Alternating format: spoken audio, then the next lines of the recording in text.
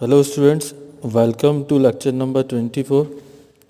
Last class में हमने बात करी थी फ्लेक्सिबिलिटी मैट्रिक्स मेथड की।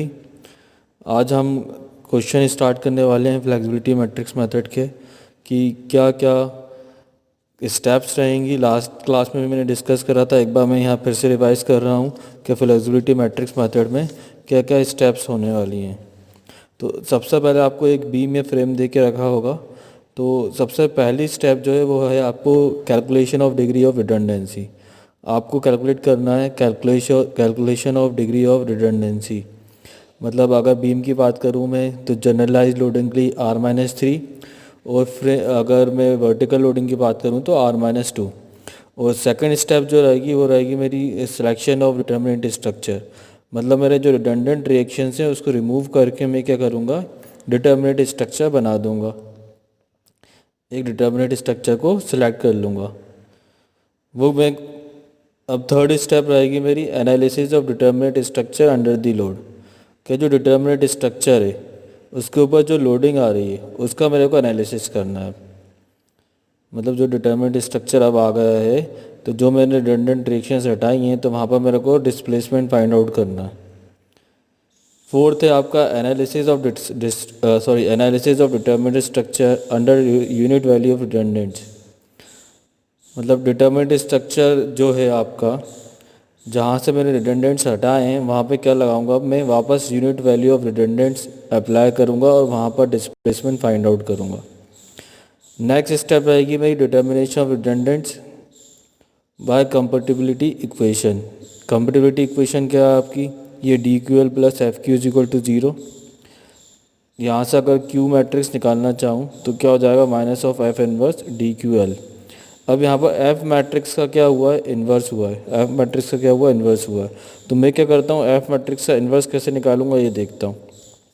अगर ये मेरी कोई एफ मैट्रिक्स है 2/2 की, कितने की है, 2/2 की, और इसका मेरे को इन्वर्स कैलकुलेट करना है। क्या कैलकुलेट करना है, inverse.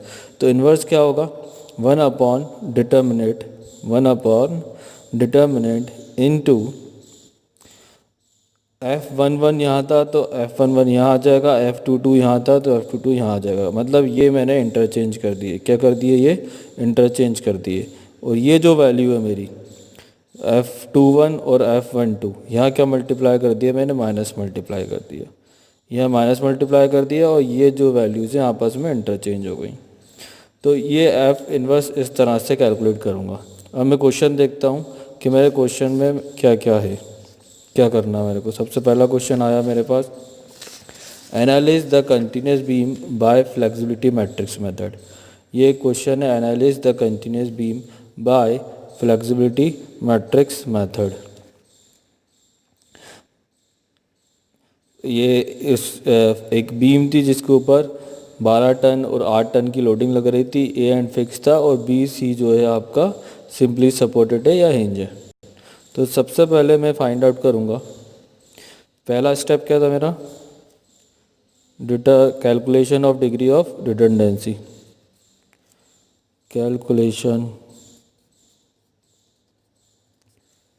Of degree of redundancy.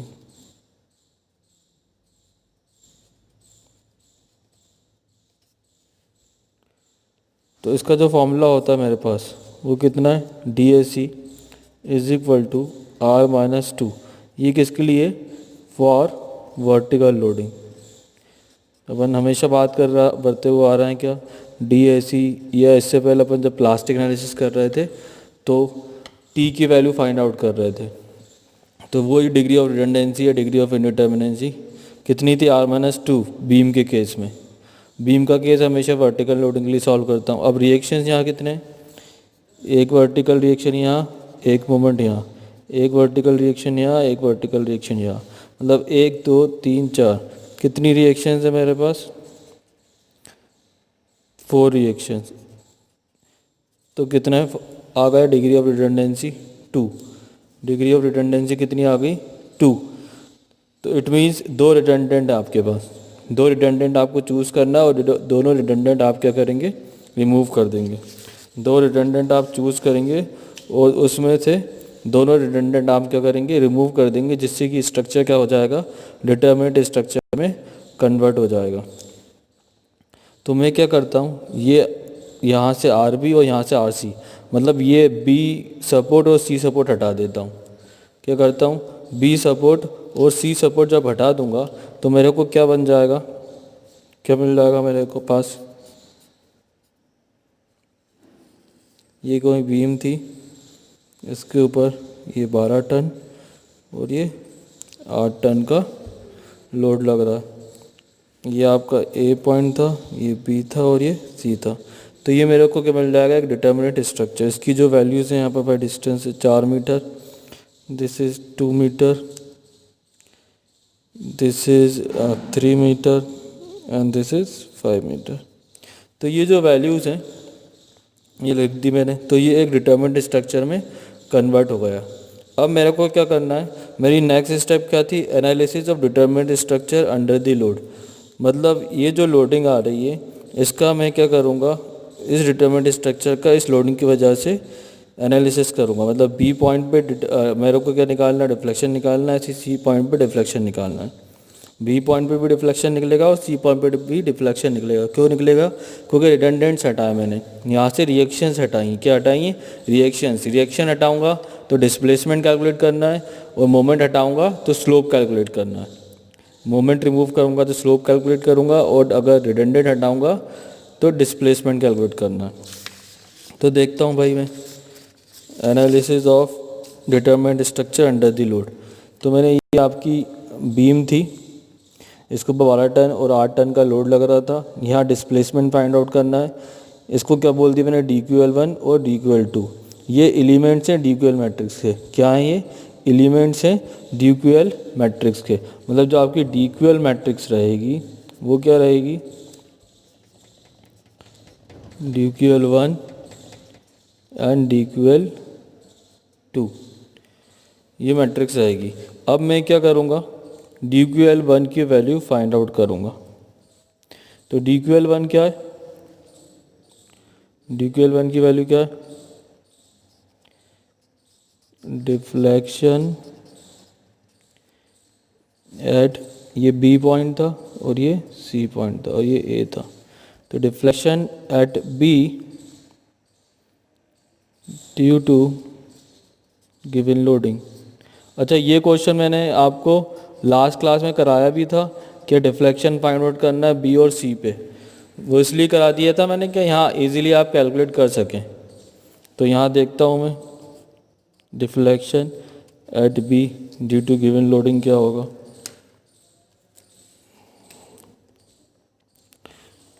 तो अगर बी की बात करता हूँ, पहले 12 टन 12 टन की वजह से, ड्यू टू 12 टन बी पे क्या डिफ्लेक्शन आ रहा है वो फाइंड आउट करता हूँ। तो अंडर द लोड जो डिफ्लेक्शन होगा आपका, अंडर द लोड जो डिफ्लेक्शन होगा कितना, PL3/3I प्लस ये जो डिफ्लेक्शन देगा, ये फॉर्मूला कहाँ देगा, अंडर द लोड। यही फॉर्मूला होता है deflection due to load, PL3/3I under the load आएगा। बट मेरे को यहाँ फाइंड आउट करना है, तो मैं क्या करूँगा, PL²/2EI इंटू, यहाँ पर मैं स्लोप कैलकुलेट करूँगा, ये जो स्लोप आ रहा होगा, ठीक है, और इस स्लोप को ये डिस्टेंस से मल्टीप्लाई कर दूंगा तो ये डिस्प्लेसमेंट आ जाएगी मेरी। तो ये कितना है, 2। तो ये किसकी वजह से आ गया, ड्यू टू 12 टन। अब ऐसे ही मेरे को किसकी वजह से निकालना है, 8 टन की वजह से। Deflection at 8 ton due to sorry, deflection at B due to 8 ton कितना होगा भाई, मतलब लोड आगे लगा और डिफ्लेक्शन पहले निकालना है। इसका एक ही फॉर्मूला बताया था मैंने आपको, PX²/6EI into 3L-X, PX²/6EI into 3L-X। तो मैं क्या करता हूँ, DQL1 की वैल्यू फाइंड आउट करता हूँ भाई। DQL1 की वैल्यू फाइंड आउट करी तो P कितना मेरा 12, L की वैल्यू कितनी है 4/3, 3EI प्लस P कितना आ गया 12, L कितना है 4/2EI इंटू कितना 2 प्लस ये 8 टन इंटू एक्स। एक्स क्या होगा जहाँ पर डिफ्लेक्शन फाइंड आउट करना है, यहाँ पर डिफ्लेक्शन फाइंड आउट करना है, तो यहाँ से फिक्स एंड तक की डिस्टेंस कितनी है 6/6EI इंटू 3। एल कितना आपके पास 4, 2, 6 और 3, 9, तो इसके लिए कितना हो जाएगा 9। तो इंटू 9 माइनस एक्स, एक्स कितना होगा 6, एक्स कितना हो जाएगा 6। तो ड्यू की L1 की वैल्यू कितनी हो जाएगी इसको सॉल्व करने के बाद। तो जब आप इसको सॉल्व करोगे ड्यू की L1 की वैल्यू को, ये पूरे इक्वेशन को, तो आपको मिलेगा -1456/EI। अच्छा माइनस कैसे आ रहा है बता देता हूँ। ये पूरा का पूरा क्या है डाउनवर्ड डिफ्लेक्शन है, पूरा का पूरा क्या है 12 टन की वजह से भी डाउनवर्ड डिफ्लेक्शन और 8 टन की वजह से भी डाउनवर्ड डिफ्लेक्शन। तो इसलिए क्या होगा पूरा का पूरा माइनस, ये भी माइनस में आएगा, ये भी माइनस में आएगा और ये भी माइनस में आएगा, इसलिए मैंने माइनस लिखा है यहाँ पर। आप चाहें तो यहाँ पर भी लिख सकते हैं माइनस माइनस माइनस, मैंने इकट्ठा यहाँ मल्टीप्लाई कर दिया माइनस, आप चाहें तो इधर भी मल्टीप्लाई कर दें। तो डाउनवर्ड डिफ्लेक्शन इसलिए माइनस में आ रहा है, अपवर्ड डिफ्लेक्शन होता तो प्लस में आता। तो -1456/EI आ गया। अब now we have to find out the value of DQL2। तो DQL2 क्या है भाई deflection at C due to given loading, deflection at C due to given loading. तो DQL2 जो होगा आपका उसको मैं कैलकुलेट करूँगा। तो पहले इसकी वजह से 12 टन की वजह से डिफ्लेक्शन एट C, फिर 8 टन की वजह से डिफ्लेक्शन एट C। तो इसको मैं डायरेक्ट लिख रहा हूँ PL3 12 इंटू L कितना आपका 4 क्यूब अपॉन 3EI। माइनस इसलिए क्योंकि डाउनवर्ड जा रहा था, तो ये डिफ्लेक्शन का फाइंड आउट कर दी मैंने यहाँ पर। PL3 अपॉन 3I फॉर्मूला लग रहा है यहाँ पर। अब मेरे को स्लोप फाइंड आउट करना है, तो स्लोप क्या होगा -PL स्क्वायर 12 इंटू 4 का स्क्वायर अपॉन 2EI। मतलब यहाँ स्लोप आ गया, इंटू मेरे को डिफ्लेक्शन यहाँ निकालना है, तो इंटू कहाँ से होगा 2, 3, 5 और 10 कितना हो गया 2 + 3 5 + 5 10 डेट इज़ 10 यहाँ लिख दिया। तो डिफ्लेक्शन मेरे को यहाँ कैलकुलेट करना था, तो यहाँ कैलकुलेट कर लिया मैंने। डिफ्लेक्शन मेरे को यहाँ कैलकुलेट करना था, यहाँ कर लिया। सॉरी यहाँ कैलकुलेट करना था, डिफ्लेक्शन मेरे को यहाँ कैलकुलेट करना था, तो मैंने डिफ्लेक्शन यहाँ निकाला पहले इस फॉर्मूले से PL3/3I से।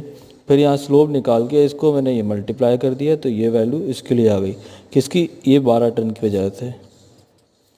अब मैं किसकी वजह से निकलूँगा ये कंटिन्यूएशन में -8 टन की वजह से। 8 टन की वजह से क्या आएगा PL3/3I, मतलब वही PL कितना P कितना इधर 8, डिस्टेंस कितना है 4, 2, 6 + 3 9, तो 9 क्यूब अपॉन 3EI। PL3/3I मतलब P कितना 8, L कितना 4, 2, 6 3 9, तो 9 क्यूब अपॉन 3I। ये क्या आ गया deflection under the load 8 ton. मेरे को डिफ्लेक्शन का निकालना है C पे, तो PL square 8 into L square 8 into 9 square upon 2EI into कितना ये डिस्टेंस दैट इज़ 5। तो जो DQL2 होगा मेरा, जो मेरा DQL2 होगा वो क्या होगा, इन सब को जब सॉल्व करूँगा वो DQL2 मिल जाएगा मेरे को।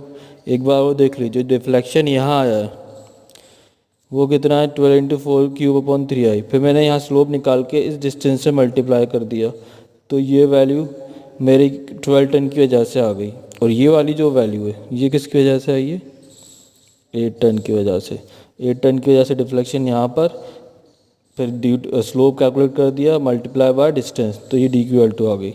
तो नाउ ये जो dq/L2 की वैल्यू आएगी सॉल्व करने के बाद, ये आ रही मेरे पास -4780 अपॉन EI, -4780 अपॉन EI। तो जो मेरी DQL मैट्रिक्स है वो कितनी बन जाएगी, DQL1 और DQL2। तो DQL1 कितना मेरे पास अभी कैलकुलेट करा था मैंने, -1456 अपॉन EI, ऐसे ही ये जो है -4780 अपॉन EI, तो -146 upon EI upon -4780 upon EI। तो ये DQL मैट्रिक्स आ गई मेरी पे। अब मेरे को नेक्स्ट स्टेप है analysis of determinant structure under unit value of redundants. Analysis of determinant structure under unit value of redundant, मतलब जो मेरा रिलीज स्ट्रक्चर है, जो मेरा रिलीज स्ट्रक्चर है उस पर क्या करूँगा मैं, यूनिट रिडंडेंट्स लगाऊंगा। मेरा ए था, ये बी पॉइंट था और ये सी पॉइंट था, ये बी है और ये सी है। तो मैं पहले बी पॉइंट पे unit value of redundant apply करूँगा और फिर डिफ्लेक्शन कैलकुलेट करूँगा बी और सी पे। ये क्या हो जाएगा F11 और ये क्या हो जाएगा F21।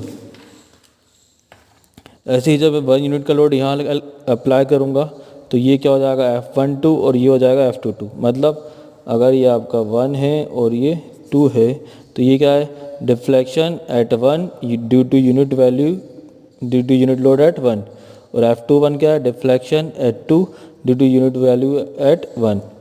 अब F12 क्या होगा, deflection at 1 due to unit value at 2। F2 क्या होगा, deflection at 2 due to unit value at 2। तो F1 की वैल्यू कैलकुलेट करता हूँ, F11 मतलब फ्लेक्सिबिलिटी मैट्रिक्स के एलिमेंट्स हैं ये सारे के सारे, F11, F21, F12, F22। तो फ्लेक्सिबिलिटी मैट्रिक्स के जो एलिमेंट्स हैं, F11 क्या होगा,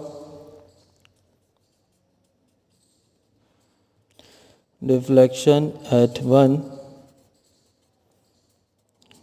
ड्यू टू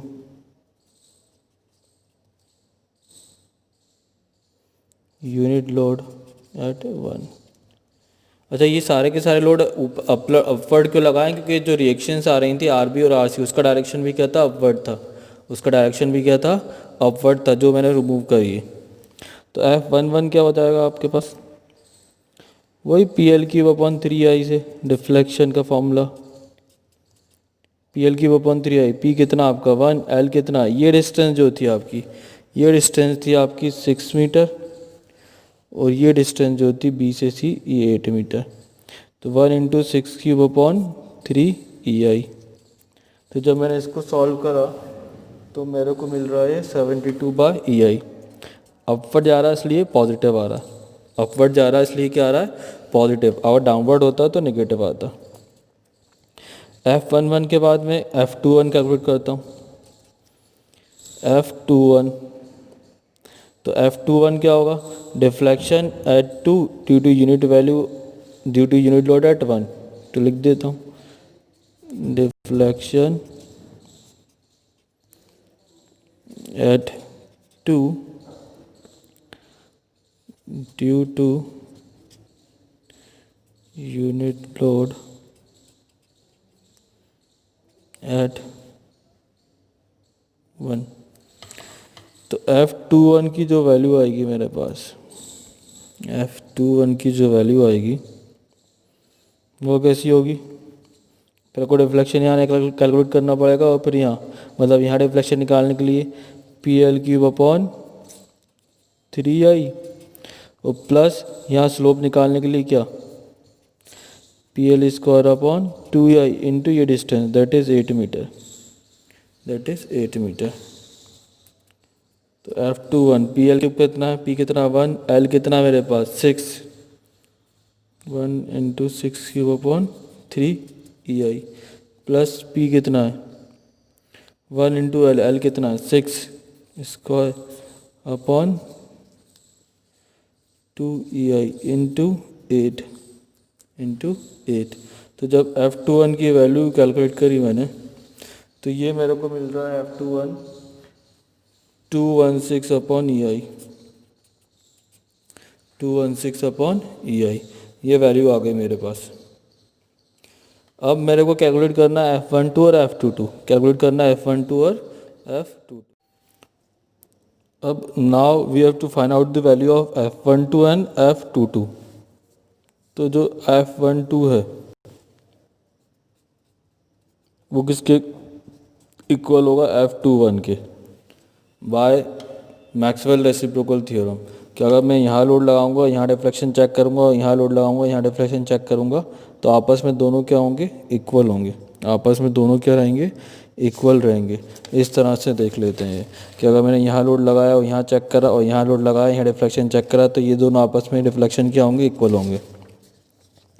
तो जो F12 और F21 है, F12 और F21 है, वो कितना हो जाएगा फिर आपका 216 अपॉन EI, 216 अपॉन EI। तो मतलब F12 की वैल्यू क्या आ जाएगी, 216 upon EI। Now we have to find out the value of F22। तो F22 क्या होगा आपका,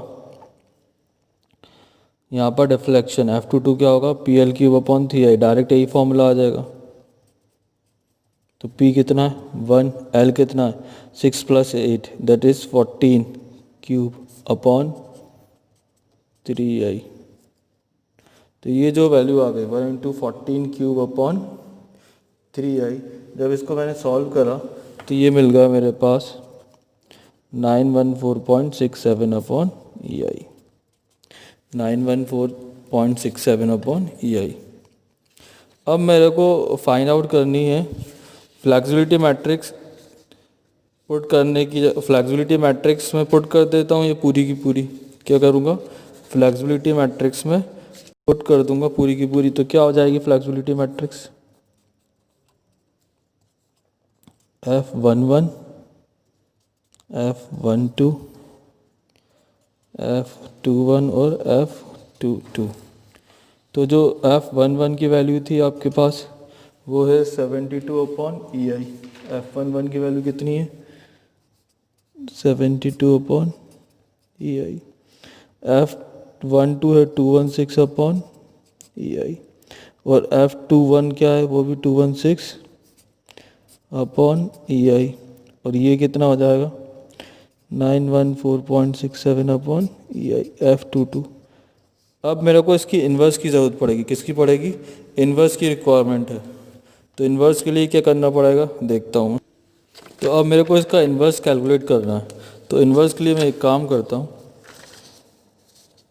इसका इन्वर्स निकालने के लिए मैं क्या करता हूँ, मैंने आपसे बात करी थी इन्वर्स निकालने के लिए कि ये जो वैल्यू है इसका डिटर्मिनेंट आएगा अपॉन में। तो कितना हो जाएगा ये 72 upon EI into 914.67 EI minus 216 का स्क्वायर और इसका स्क्वायर, ये इससे मल्टीप्लाई होगा तो स्क्वायर हो जाएगा। फिर ये जो वैल्यू है इसका इन्वर्स कर दूंगा, मतलब इन्वर्स मतलब इसको इंटरचेंज कर दूंगा 914.67 अपॉन EI और ये 72 अपॉन EI, और यहाँ क्या आ जाएगा आपका -216 अपॉन EI, और यहाँ भी क्या आ जाएगा -216 अपॉन EI। मतलब इन दोनों में माइनस मल्टीप्लाई हो जाएगा और ये आपस में इंटरचेंज हो जाएंगे। तो ये आपका F इन्वर्स आ गया। क्या आ गया आपका F इन्वर्स। तो इसको मैं EI स्क्वायर, जब इसको मैंने सॉल्व करा तो ये EI स्क्वायर ऊपर चला गया, और जो नीचे वैल्यू आई है आपकी वो आ गई आपकी 19200, 19200। इसको जब मैंने, ये तो EI स्क्वायर ऊपर चला जाएगा, और जब इसको मैंने सॉल्व करा डिटर्मिनेंट को तो ये 19200 EI। ऐसे ही जब मैंने इसको लिखा 914.67 upon EI and -216 upon EI, 72/EI। तो जो मेरा एफ इनवर्स होगा EI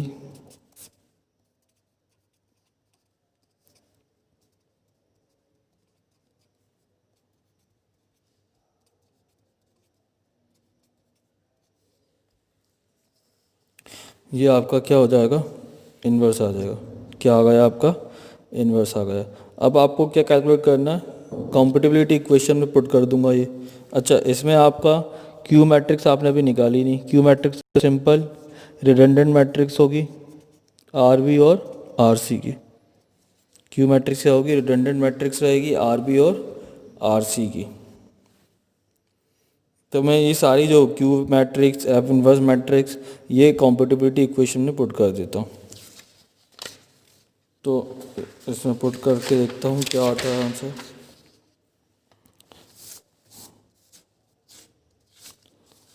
तो शुरू करता हूँ। नेक्स्ट स्टेप कॉम्पिटिबिलिटी इक्वेशन क्या थी मेरी, कॉम्पेटिबिलिटी इक्वेशन क्या है मेरी, D Q L plus F Q is equal to zero थी। सॉरी हाँ, D Q L plus F Q is equal to कितनी थी, ज़ीरो। ये बोलूँ कि Q matrix minus of F inverse D Q L matrix. तो Q matrix तो मेरे पास आ चुकी है आर बी और आर सी, और जो एफ इनवर्स है वो भी आ चुका है। एफ इनवर्स कितना है, ये 19200 ये है आपकी, ये 19200 914.67 914.67। ये जो है आपका -216 -216 और दिस इज 72। अब जो डी क्यू एल मैट्रिक्स है, जो मेरा डी क्यू एल मैट्रिक्स है वो क्या होगा आपका, डी क्यू एल मैट्रिक्स वो सबसे पहले कैलकुलेट करा था मैंने, वो आई थी आपकी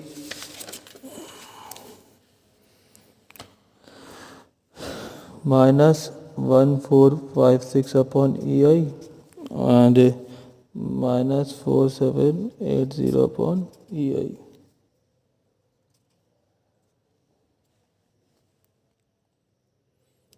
तो ये आई थी। अब मैं क्या करता हूँ, उसका इसको सॉल्व करता हूँ। तो EI से EI कैंसिल हो जाएगा, तो EI तो हट गया, तो -19200 914.67 -216 72 -1456 और -4780। तो जब मैंने इसको इससे मल्टीप्लाई करा, कैसे मल्टीप्लाई करते हैं मैट्रिसेस,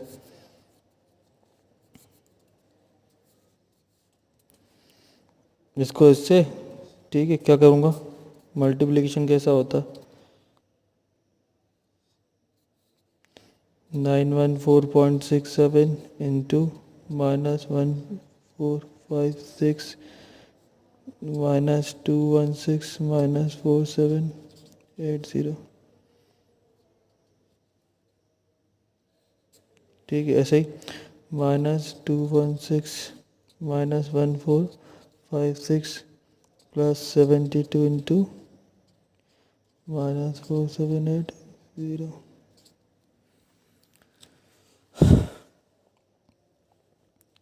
ठीक है, तो ये आर बी और आर सी। तो इसको जब सॉल्व करूँगा 19200 से डिवाइड करूँगा, तो जो मेरे पास वैल्यू आ रही है वो है आपकी 15.59 और नीचे वाले रो के लिए आ रही है 1.54। तो इट मीन्स आर बी की जो वैल्यू आ गई वो आ गई 15.59 टन, और जो आर सी की वैल्यू आ गई वो आ गई 1.54 टन। तो मैंने आर बी और आर सी ईजिली कैलकुलेट कर लिया।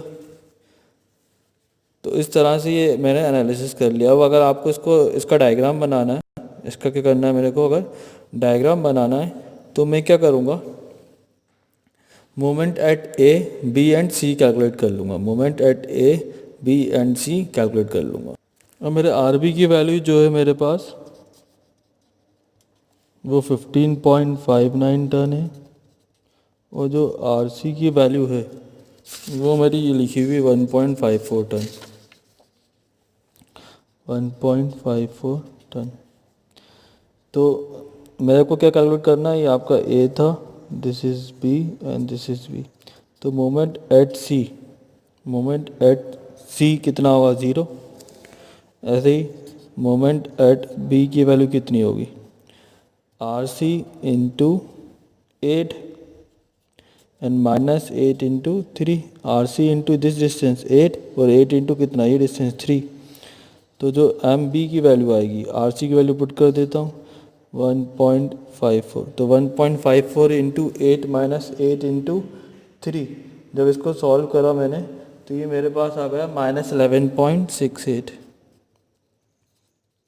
Ton metre. Similarly moment at A calculate कर लेता हूँ, R C into 8 10 14, R C into 14 minus 8 into 4 2 6 3 9 9, फिर plus R B into 6 minus 12 into 4।